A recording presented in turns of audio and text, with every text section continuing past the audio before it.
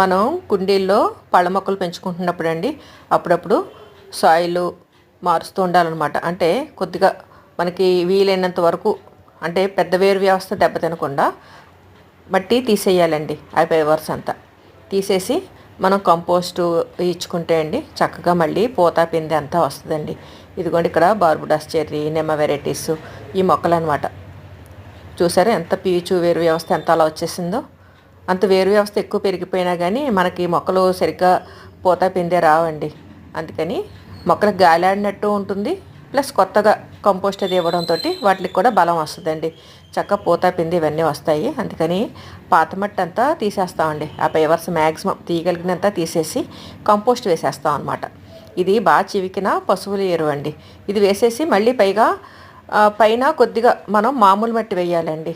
అప్పుడే మనకి ఆ కంపోస్ట్ సారం మొక్కకు అందుతుంది.